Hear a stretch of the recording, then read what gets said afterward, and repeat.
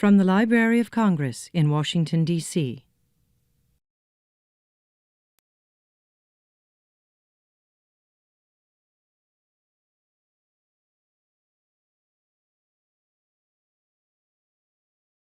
Good afternoon. On behalf of the Humanities and Social Sciences Division, we welcome you to this book talk featuring Alonza Tehuti Evans, who will discuss the social impact of Prince Hall Freemasonry in the District of Columbia, 1823 to 1900, based on the book that he co-authored with Alton G. Roundtree entitled The History of the Most Worshipful Prince Hall Grand Lodge of the District of Columbia, 1822 to 2016. We thank you for joining us. I'm James Sweeney, Assistant Chief of the Humanities and Social Sciences Division.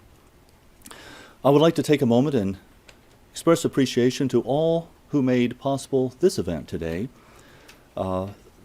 To Sybil Moses, the Reference Specialist for African American History and Culture who organized this event, the staff of the Humanities and Social Sciences Division, to Betty Culpepper, Leroy Bell, Darren Jones, and to Nichelle Wingfield of the Office of Special Events and Public Programs.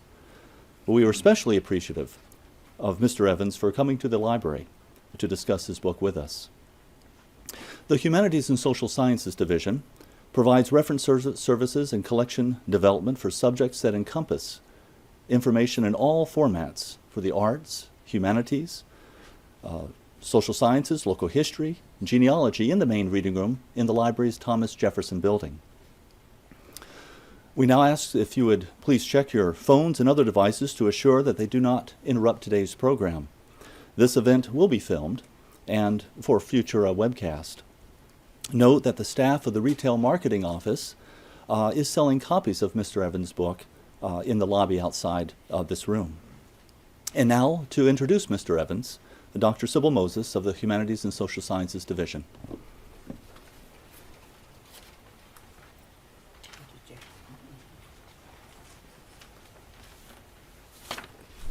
Thank you, Jay. All right, good afternoon. Okay. We are extremely grateful for your presence, and your presence is an indication of a strong interest in research on Prince Hall Freemasonry.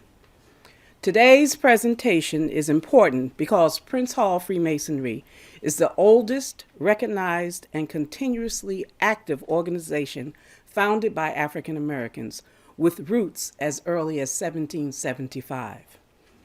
In observance of this year's African American history theme, the crisis in Black education, we dedicate this presentation to three dynamic Prince Hall Masons, each a 33rd degree Mason, and each involved in combating the crisis in Black education: Charles Wesley, Amos T. Hall, and Thurgood Marshall.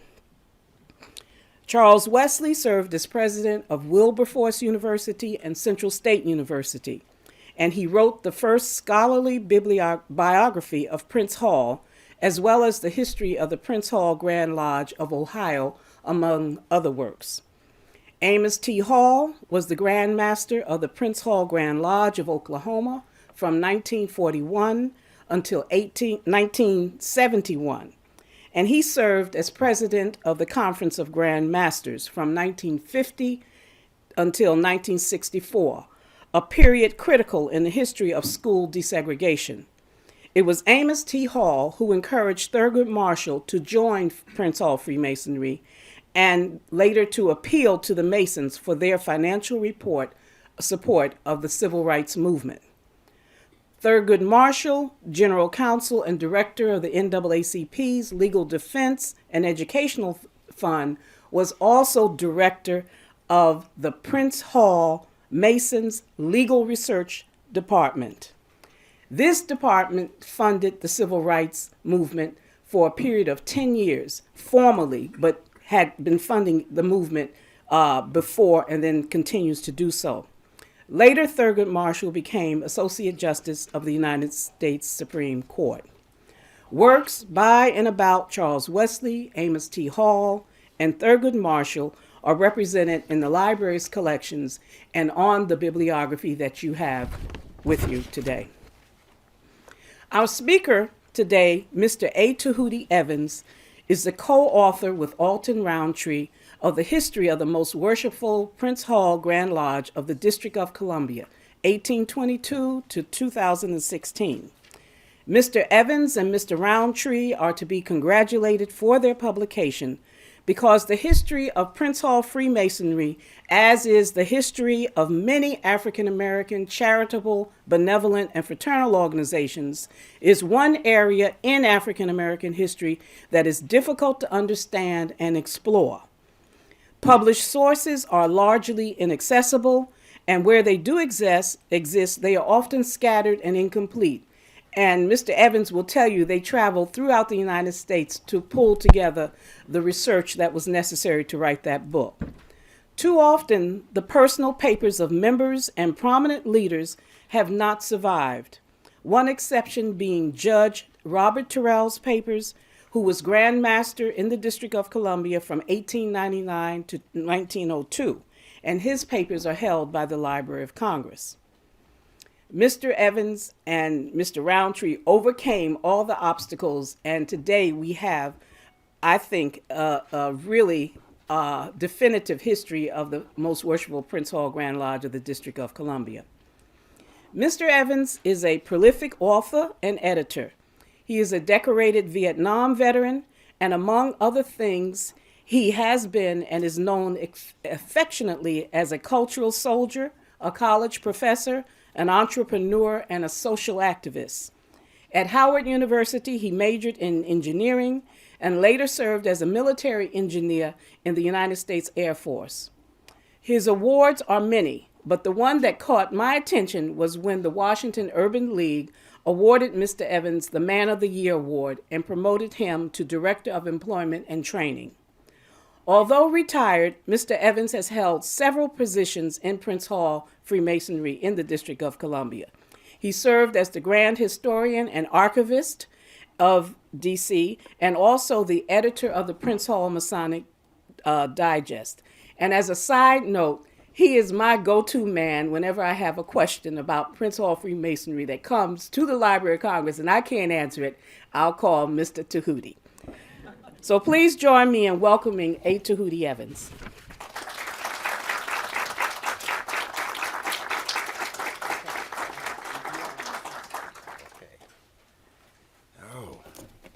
Good afternoon, everyone. Good afternoon. I would like to take this opportunity first to thank Dr. Sybil Moses, Mr. Sweeney, and the whole staff of the Humanities and Social Science Division of the Library of Congress for the invitation to speak here today. But first, it is my privilege to introduce the Honorable Philip David, Grand Master of Prince Hall Masons in the District of Columbia. All right. Accompanying my Grand Master is his wife, Mrs. Rosalie David. All right. And the Deputy Grand Master of Prince Hall Masonry of the District of Columbia, and my lodge mate, Brother Quincy Gant. Okay. Mm-hmm. As Sybil pointed out, the book we produced, The History of the Most Worshipful Prince Hall Grand Lodge of the District of Columbia, 1822 to 2016, was a 6-year work of research and writing. But rather than talk about the details of the book, I'm going to talk about it in a way in terms of the social impact. Okay. Today I will, the topics of discussion, the early history of Prince Hall Masonry here in the District of Columbia, 1822 to 1849. I'm going to talk about the antebellum period in the district, 1850 through 1862 specifically, the Civil War to Reconstruction, 1863 to 1880, and finally the post-Reconstruction to the turn of the century, 1880 to 1900. The early history of Prince Hall Masonry, Prince Hall Masonry starts in Washington, D.C. officially in 1825.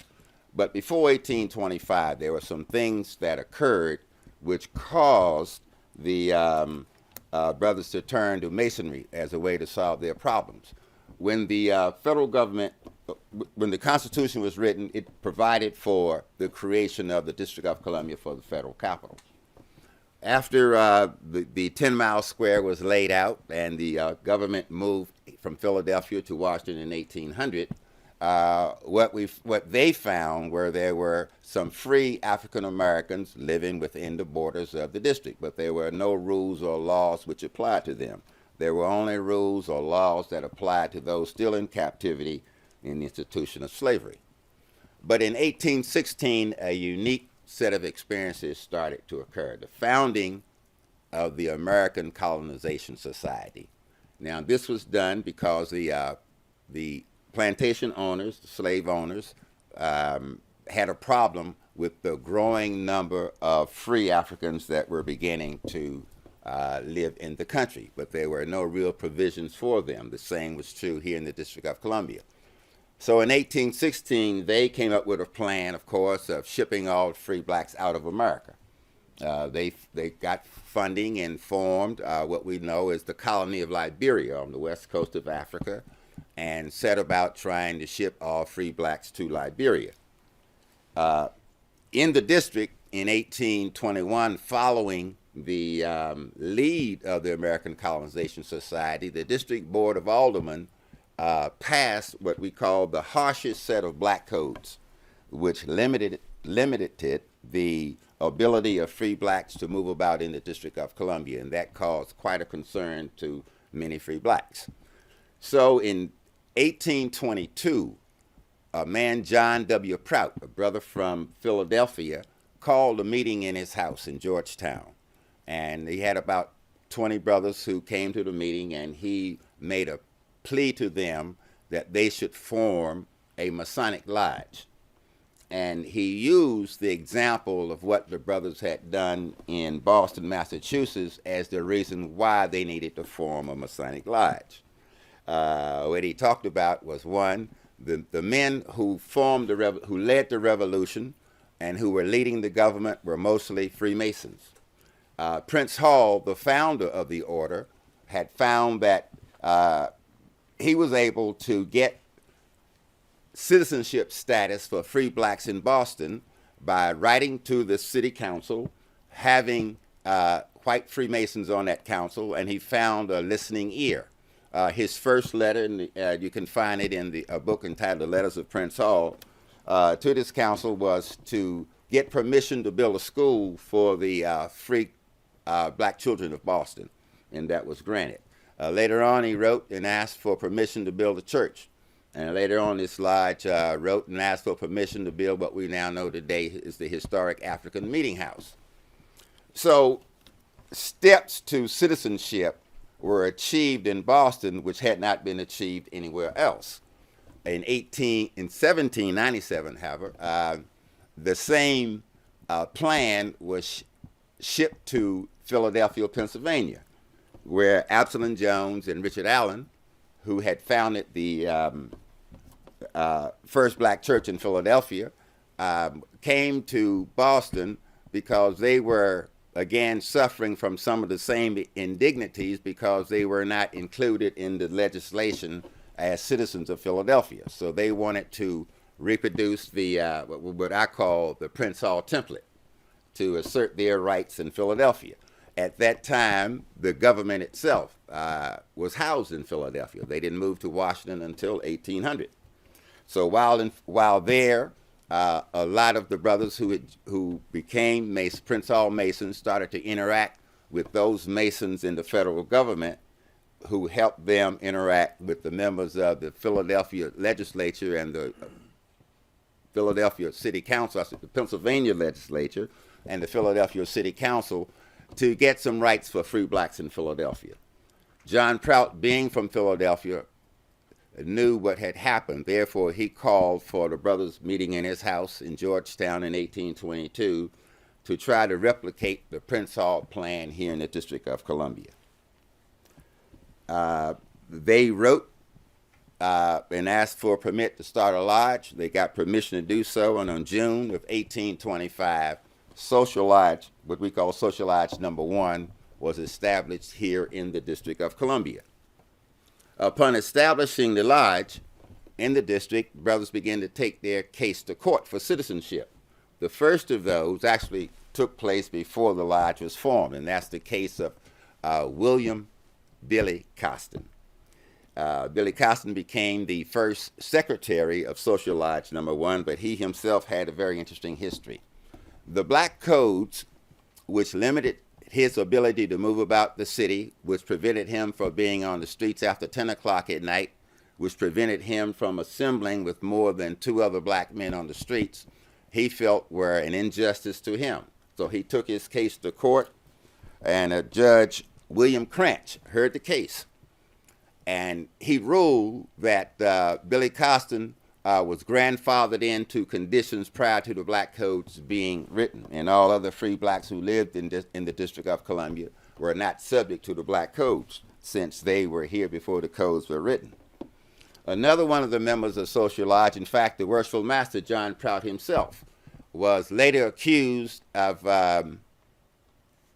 helping slaves to escape from the Underground Railroad through the District of Columbia. He was a school teacher, he could read and write, and he was accused of forging passes for free blacks passing through the district to go north. From my reading of the record, he was guilty. That was part of what he did. In fact, Social Lodge Number 1 was one of the stations of the Underground Railroad through the District of Columbia. However, the men who wanted to bring in a handwriting specialist to look at this document he had produced to prove that he had written the document, the judge didn't allow it, ended up fining Brother Prout $50 and let him go. Same judge, William Cranch. All right. A third brother in this same lodge was Brother Clement Beckett. Now, Brother Beckett had purchased some property in the District of Columbia while he was still, quote unquote, a slave. On this property, he built up 2 rooming houses, renting rooms to free blacks running through the district. Well, 2 white gentlemen decided to try to take this property, stating that a slave couldn't own property. And since this property was a money-making piece of real estate, they wanted to take control of it. But the case, again, heard before Judge William Cranch, Judge Cranch ruled that Brother Clement Beckett lawfully owned his property, and therefore a precedent was established that free blacks could own property in the District of Columbia.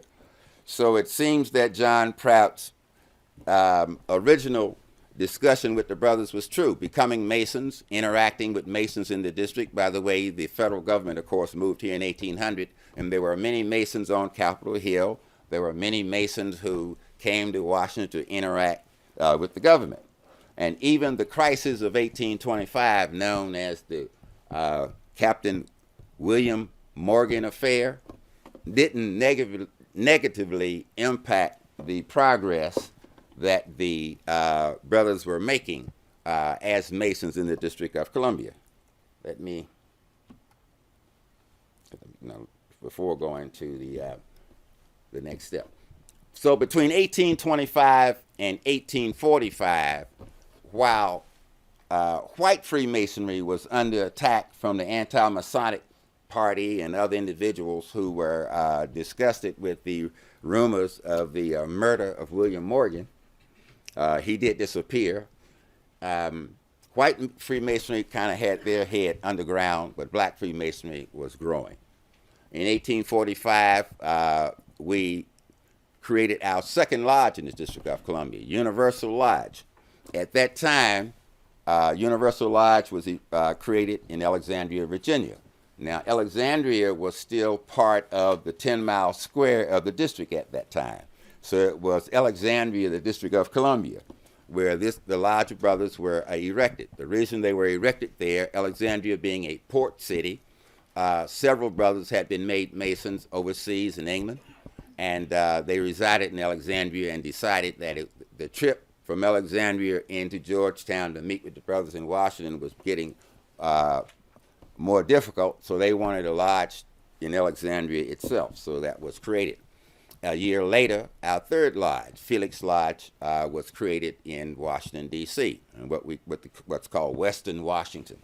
So by 1846, we had 3 lodges. 2 years later, in March of 1848, these 3 lodges met in convention and formed the Grand Lodge. So as of 1848, we had the Union Grand Lodge of the District of Columbia. In terms of the expansion of Masonry here in the District of Columbia. So by the time we reached the Grand Lodge status, we were here to stay. We weren't going anywhere. Union Grand Lodge created several civic organizations as a strategy to fight civil battles. What I mean is this. Instead of going into courts or interacting with the people in the city as a Masonic organization, the brothers decided to create what's called the Social, Civil, and Statistical Association, the Bethel Literary Association, and the Young Men's Literary Association. So as they met under one of those 3 titles with other people in the public, sort of as a cover for what they were doing, advocating again for rights for free blacks in the District of Columbia. But by 1862, Abraham Lincoln had been elected president, and there was rumors afoot that he wanted to send all the black folks out of the United States of America. So Abraham Lincoln, through one of his men, requested a meeting of a delegation of free blacks from the District of Columbia to discuss the plan he called the Panama Plan. In that meeting, John T. Costin was a former Grand Master. In fact, he was the second Grand Master of Prince Hall Masons in the district. Edward W. Thomas had been Grand Master in 1861. And then there was this young up-and-comer, real energetic young man named John F. Cook Jr. His father founded the second school for free black folks in the city. He himself had been run out of the city. His father had been run out of the city in 1835 doing what was known as the Snow Riot. And he would be a future Grand Master from 1865 to 1873. And of this 5-man delegation, 2 other men, Cornelius Clark, was in the Social, Civil, and Statistical Association, but he wasn't a Mason. And Benjamin McCoy, a minister and teacher. In fact, he was the founding minister of the Ashbury Church. Well, Abraham Lincoln made a long plea to these men, explaining why that after slavery he saw no way that free blacks would want to live in a country with people who had enslaved them. He thought because of the deaths during the Civil War that the former Confederates would never forgive blacks. They would charge them with being the reason that they lost relatives. So he had gotten $600,000 allocated from the United States Congress to ship all blacks out of the United States to an area of Panama. It wasn't called Panama at that time, but to Panama, to create a country of their own. He thought both free blacks and former slaves shouldn't live in the country, and he needed this 5-man's delegation blessing to go about to the other free black communities and convince them to buy into his plan. This was August 14th, 1862. The 5-man delegation heard the president's call, was polite, and only one of the 5 thought about perhaps supporting the president's plan. But since he didn't get the support of the full 5-man delegation, Lincoln never brought the plan up again. So again, part of the impact of these men, especially those Grand Masters of Prince Hall Masons, them saying no to the president, they wouldn't support the plan, I assert is one of the reasons there is a black Washington, D.C. community today. Because if Lincoln had gotten his way, there would be no African Americans in the country. They all would have been shipped out. A lot of people have, in a lot of historical settings, as our history is told, especially during this period, this Panama Plan is never brought up. The discussion that took place with the president is never brought up. And as far as I know, no one else has made an assertion about the impact of them not accepting the president's recommendation. Okay. New information. Again, in the book, we cover the meeting, and in fact, we thought it was of such importance that we have the entirety of the president's address to the 5-man delegation in the book. Okay, 1863 to 1880. Talk a little bit about that time. Following the Civil War, Washington, D.C. Was kind of unique because all of a sudden blacks began to move into very important positions, like in the Reconstruction governments across the South. John F. Cook, Jr., who I already mentioned, was appointed the collector of taxes for the District of Columbia.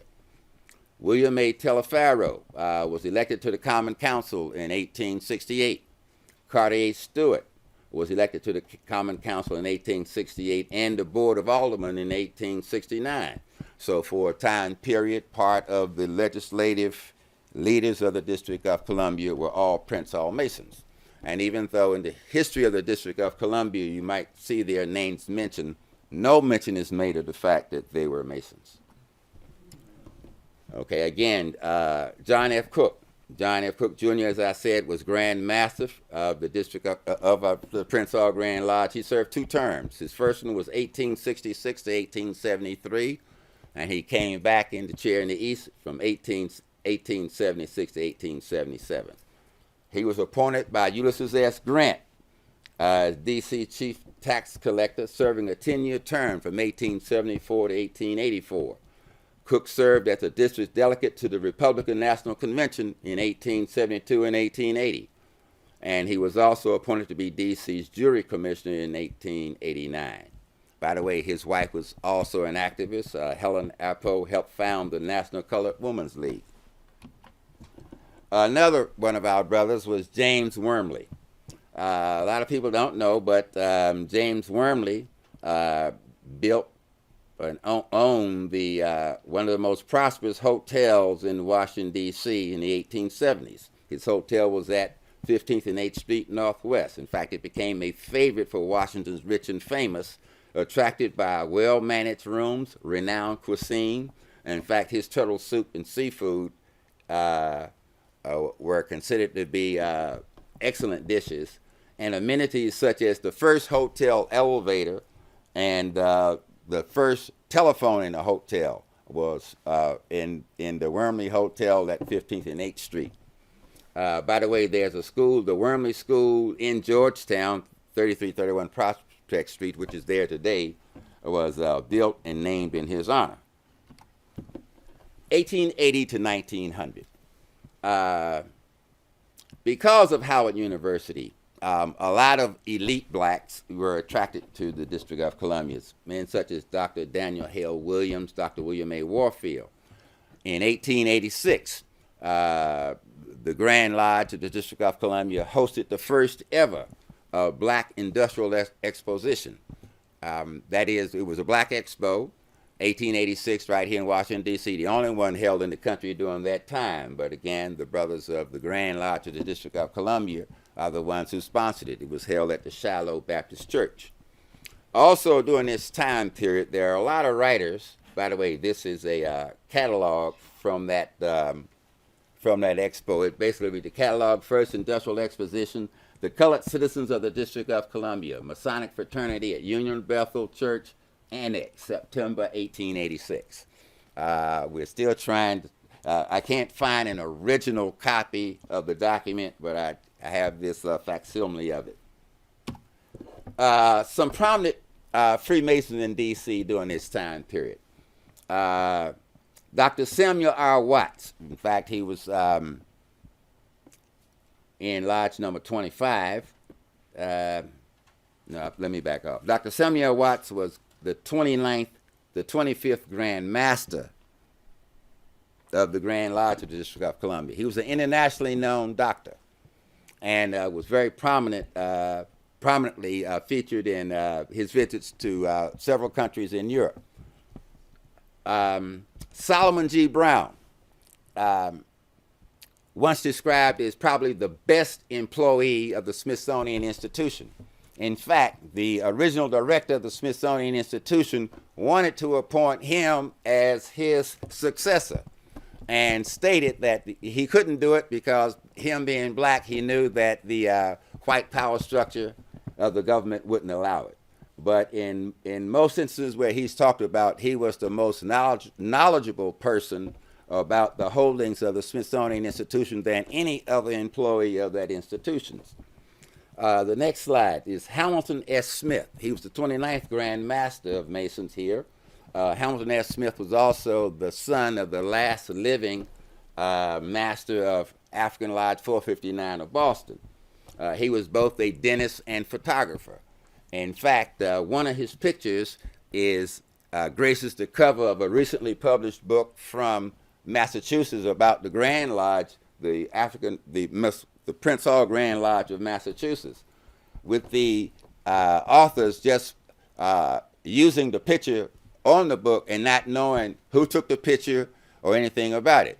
The irony about the picture, doing my research, in fact, I have the sister picture to the one that's on the cover of the book. The picture is of the most worshipful Prince Hall Grand Lodge visit to Prince Hall grave. And prominently in that picture are a couple of past Grand Masters and some very important people that are not named on the cover of the book. The picture on the book is a picture of the men and women, the husband and wives who went to on that visit. The sister picture is just a picture of the men, the Masons who were on that trip. And again, that's part of our files. The other gentleman at the bottom, Senator Blanche K. Bruce, was a Prince Hall Mason. After serving his term in the government, rather than go back to Mississippi, he settled down and became a leading socialite here in the District of Columbia. Next to him is the 23rd Grand Master of Masons here. This is Leonard C. Bailey. Leonard Bailey was the first black millionaire of the District of Columbia. He made his money as he designed a trestle of holding in for body wounds. He invented the trestle to hold the body parts in for the wounded men. He also invented the folding army cot. In fact, that folding army cot, I slept on one when I was in the military myself, so it's still in use. And he made millions. And the millions that he made him the founder of the first black bank in the District of Columbia, Capital Savings Bank, which was down on F Street Northwest, which is pictured beside it. And as Dr. Moses pointed out, two other people I like to talk about. During the course of writing an article for the Masonic Digest, I wrote one about Washington, D.C.'s second most famous black power couple. And that is, at that time, President Barack and Michelle Obama. But the first Washington, D.C. real black power couple was Judge Robert Herberton Terrell and Mary Church Terrell. Now, Robert Terrell, again, was one of our Grand Masters at the turn of the century from 1899 to 1902. He was the first black appointed judge here in the city, and was very, very significant in helping to found Sigma Pi Phi here in the District of Columbia. But probably more famously known was his wife, Mary Church Terrell. Mary Church Terrell lived until 1954. Her husband passed away in 1925. She continued to be a leading social activist fighting against segregation in the city. She was also a leading woman's suffragette. In fact, on the side, it's kind of a statement. She didn't want to become a member of the Eastern Star, the female affiliate of Prince Hall Masons. She told she was just too forward-thinking, she said, as an independent. She was fighting for women's rights, and she wanted to be a leader in that, and she didn't want to be in the organization. But she was a leading proponent, and right up and just before her death, she led marches here in D.C. I personally remember her from the early protest at Glen Echo Park. If any of you are older Washingtonians and know, right outside of the district, Glen Echo Park was an amusement park that, again, desegregated, wouldn't allow African Americans to attend, and she marched against that establishment. So during the course of the 19th century, there are many books that's been written, literature written about blacks in D.C. during that period. Among those, Secret City, The History of Race Relations in the Nation's Capital by Constance Green, an excellent book. I suggest everyone would enjoy reading it. Another one, Aristocrats of Color, The Black Elite, 1880 to 1920. Though Willard Gatewood's book wasn't talking just about D.C., the largest percentage of the quote-unquote aristocrats of color were residents here in the city. Another book that talks a lot about the blacks in Washington, D.C., especially in the latter part of the 19th century, is Leading the Race by Jacqueline N. Moore. By the way, all of these books are here in the Library of Congress, and most of them can still be acquired through some of the book-selling outlets in the city. The fourth book, The Black Anglo-Saxons by Nathan Hare. It's another that talks about this unique black Washington, D.C. community. What was unique about it is that through all of the negative circumstances that people had faced, what gathered here in the District of Columbia, primarily due to the black Freemasons of the city, was the most sophisticated black middle class of any jurisdiction, any political jurisdiction in the nation. If you want to know where the quote-unquote uppity blacks were, they were in Washington, D.C. And I use that term affectionately, both said by members of the race and described by many newspaper reporters as they reported on the behavior of these people. But the idea of being organized, fighting as an organized body for rights, and establishing a what I like to term a safe zone, where black middle class people could freely express themselves, enjoy citizenship without all of the pressures of black folks in other parts of the South. Remember, we're south of the Mason-Dixon line. There was nowhere else in the South where blacks had as much freedom and an expression of themselves or created as much wealth as what happened here in the District of Columbia. At the foundation of what made all of that possible were the Prince Hall Freemasons. The fact that here in 1822 was when the process began, and the fact that they organized, fought for their rights, stuck together, is quite an achievement for that to have occurred in the South. In the North, they say that during, especially antebellum days or during the 1800s, that free blacks had more privileges. That might be true. But there was no city anywhere else in the nation where blacks had as much success. During the period of captivity before the end of the Civil War, and immediately after the end of the Civil War up to the turn of the century, the most successful blacks in America as a group, as a class, existed here in Washington, D.C. And their story is a result of the Prince Hall Freemasons of the city.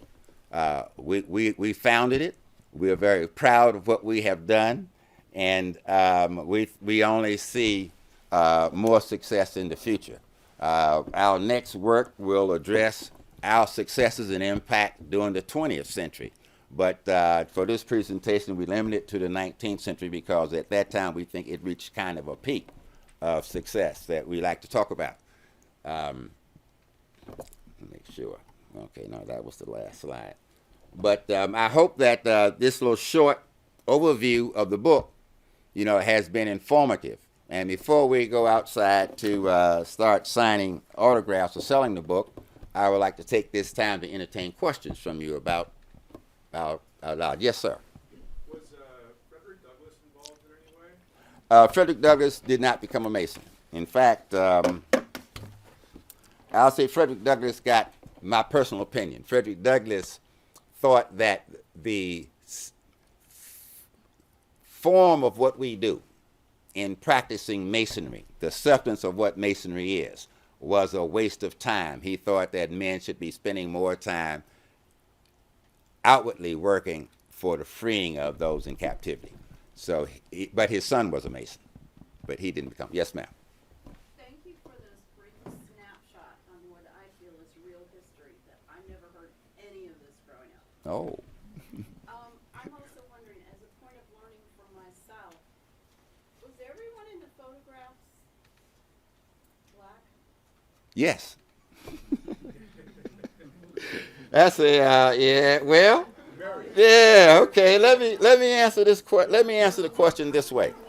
No, well, no. It's a very important question because oftentimes a lot of African American historians shy away from this point.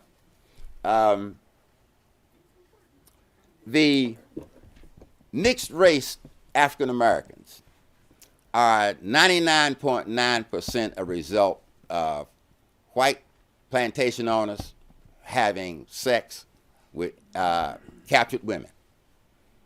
Today, it would be called rape legally because you have power over somebody and you have sex with them that way. I mean, they don't have the power to give consent since they're in captivity. So, a lot of these plantation owners who had children with their captive women both respected and loved their children. And in many cases, they gave them a grub stake, as it were, and sent them up north to live as such, right? Washington, D.C. became one of the primary landing places for a lot of mixed-race people. As an example, I'll talk about Mary Church Terrell. Mary Church's grandfather was a white man that had a son with a black woman. He loved his son, brought him up in his business, gave him money he'd stay right there. I think it was St. Louis or Kansas City, where his son even became very wealthy as such. And and his daughter, Mary Church, she was a feisty young woman. They sent her off to college. And her grandfather and father took her on a tour of Europe following her graduation from college, as such. But a lot of people who looked at her, when they see her, they wonder what her ethnicity is. In fact, another one of the stories of our fraternity across the board is that in the early days, a lot of the leadership were mixed-race brothers and sisters, were mixed-race black men because of that one phenomenon. Not that they didn't escape and run north like a lot of blacks did, but a lot of them were actually given their freedom by their fathers and sent north or to other cities where they could live a decent life. And so I do understand by looking at the pictures, you could think, wow, they're not quote unquote dark black, but because of the one drop rule passed by the government, like the real status, if you had one drop of black blood, no matter what you look like, you were considered black. And a lot of mixed race, a lot of mixed race people don't look black. In fact, one of the phenomena that occurred in this country, there's a term called passing. And a lot of black folks, a lot of people who by law would be considered black, are passing for white, because if you don't know you don't know their DNA or bloodline, you would never be able to tell that they had one drop of black blood. But that's a good question. Yes, sir.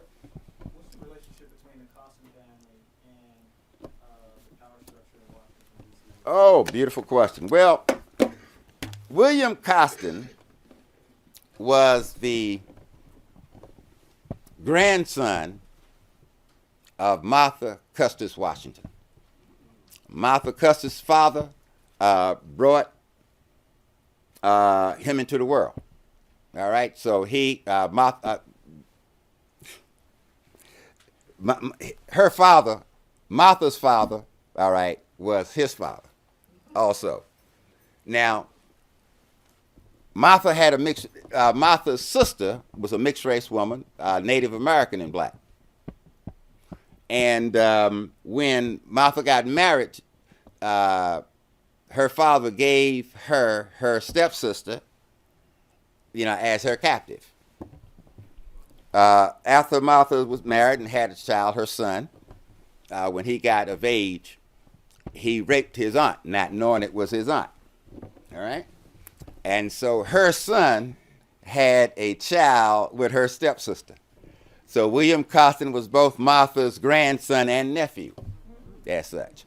Now, he was such a high-spirited and intelligent man that when both George and Martha died, he left the plantation of his own free will and moved into the district. He became one of the most trusted men at the Bank of Washington. In fact, a lot of widowed women with monies would call on him to come to their homes or would send for him to come to their homes and get monies that he would go down and deposit in the Bank of Washington. By the way, the Bank of Washington today is in the exact spot where it was during Billy's life. And he had the respect of a lot of whites of that time who knew what his parentage was. So they knew that he was a Custis Costin. And in fact, after Martha died, the Costin sisters, or the Custis sisters, had Billy do all of their banking and official work. They didn't trust they trusted him more than they trusted their own blood brother. So he had quite a status. In fact, when he died in 1842, he was the first African American to have to be eulogized on the floor of the House of Representatives. And the man who eulogized him was the former president and newly elected House of Representative John Quincy Adams. Utilized him in 1842 on the floor of the House of Representatives. And in the newspapers of the day, like his funeral procession was covered by all the local media in terms of the respect of the number of people who turned out to honor this man. Both black and white, he was one of the most honored men during his lifetime in the District of Columbia. Yes, sir. An amazing presentation. I learned a lot. And I'm wondering, did you have a hard time getting the manuscripts or the different stories that's in your book? Hard, yes, it was a 6-year effort. A lot of the works are in the Masonic Library in Iowa. Thank God for the Grand Master of Masons of Iowa back in the late 1800s who had enough foresight to say that it was his intention to create the best Masonic library in America. And he told his men, hey, he didn't care about the rules. He wanted all of the proceedings of the black Masons in the country as well as the white Masons. So thanks to him, a lot of original records or copies of the original records are at the Iowa Masonic Library. There's another process in Masonry where we have a CCFC, a chairman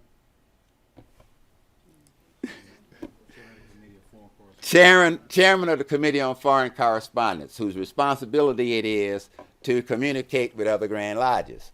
When we printed our proceedings for what we did for the year, our chairman would send copies, or at least write a summary of what we had accomplished for the year and send those summaries to other Grand Lodges.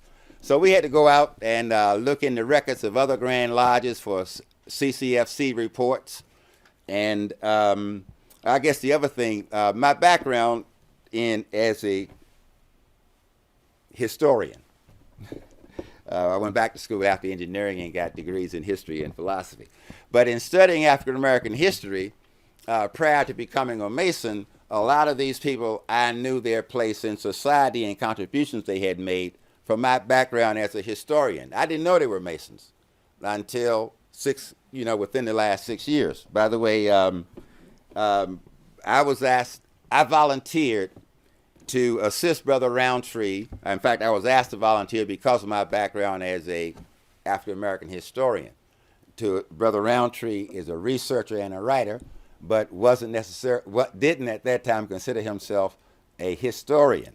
So we wanted to add this flavor to the works that would be produced.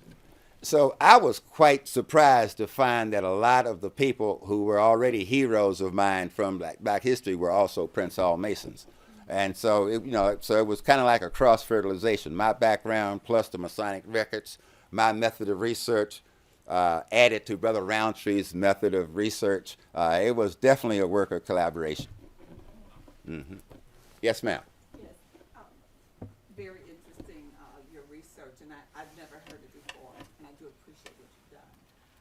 the wealth though that was created in the district from the wealthy blacks, how would you say that triggered or impacted other areas of the country? In other words, because I'm from the South, that's where my roots are, would you say that they had any impact on Southern? Oh, yes. John T. Costin, as an example, was personally responsible for uplifting blacks in Georgia. He left D.C. and was called a quote-unquote carpetbagger. But after the war, he went to Georgia, traveled all over the state organizing black folks, both for the purpose of organizing them to vote to get empowerment in that way, and also in community meetings teaching them how to organize their resources for their own upliftment. Another gentleman,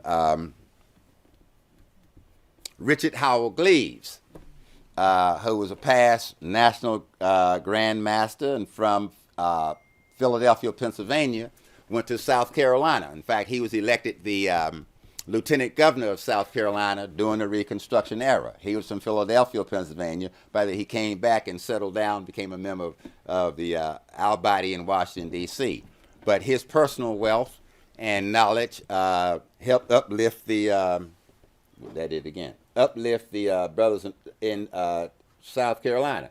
So there was a way that the people, our knowledge and organizing skills went south to organize in the South the newly freed Africans there, right, to help them get their act together.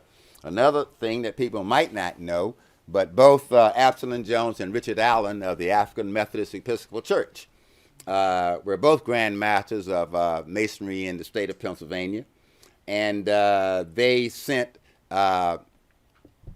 riding bishops into the South to organize churches.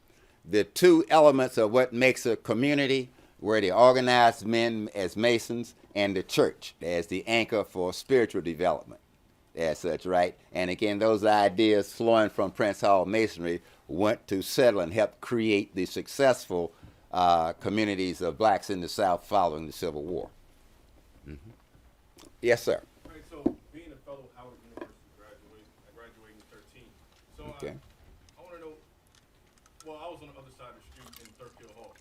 So my question is, what impact did Freemasonry have on professors at Howard University, such as the Honorable Professor Frank Coleman? Okay, well, because of the Grand Lodge being here in 1867, I think, when Howard was formed, that those men who created the institution depended on a lot of the brothers in Prince Hall Masonry to help give them a way and get them set up. Dr. Warfield, who set up Howard University's surgery department, was also one of our Grand Masters, Grand Master of Masons, all right, here in the District of Columbia. I don't have a list of all the professors, but there was always a close relationship between our Grand Lodge and men at Howard. In fact, from 1865 until 1925, if you were an African-American man in America, the highest social status you could have was being a Mason, being a Prince Hall Mason. The reason I put that date in line in there is because from 1904 through 1925 is the period of the creation of the Greek fraternities on college campuses. And over time, even though each one of them used our procedures and our handbooks to create their organizations as such, right? As one became educated through time, in the minds of some people, being a Greek in a Greek fraternity was a higher status than being a Mason. But about, I'll say from 1920 to until 2016, or until today, one of the most reverent statements that you can make is that you're a double brother. Now, double brother is a Mason and a Omega, or Mason and a Alpha, or a Mason and a Kappa, or what have you, but double brothers. So, like it's we created them, they've come back, and we've joined. So we both have the fraternity, the college fraternal order, and Prince Hall Masonry all have the same goals for our communities. It's upliftment and moving forward. Yes, that's the last. All right, last question. Yes, sir. I don't know, but you mentioned two terms, Black Masons and White Masons. What caused that rift with Prince Hall? Can you explain that a little bit? Okay, well, I'll put it this way: is the when the Masons of the Revolutionary period designed the documents which are the foundation of this country. In fact, 13 of the 39 men who created the Constitution were Masons. The first country in the world to have a Constitution is the United States. And the idea came from the fact that Masonry was run by Anderson's Constitution. And many of the elements in the U.S. Constitution duplicate what's in Anderson's Constitution.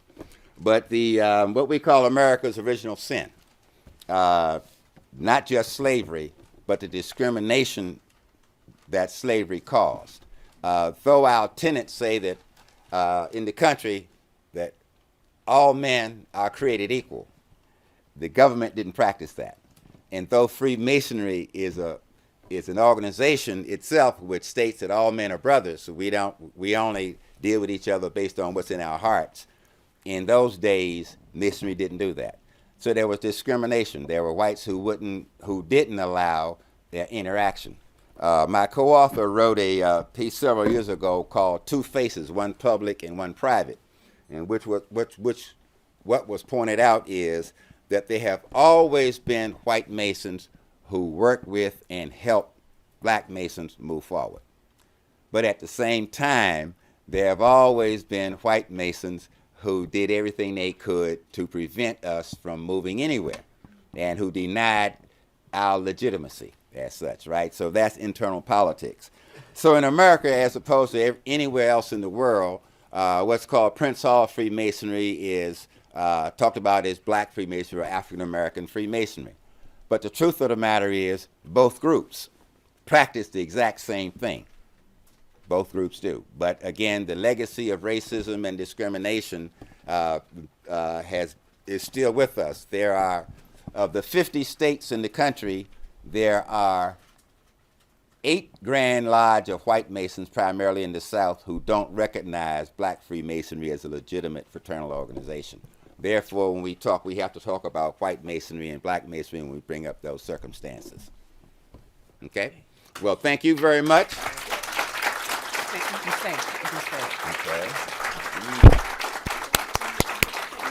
You know, I really would like to thank Tehuti Evans for honoring our invitation, because every time he speaks as he has spoken today.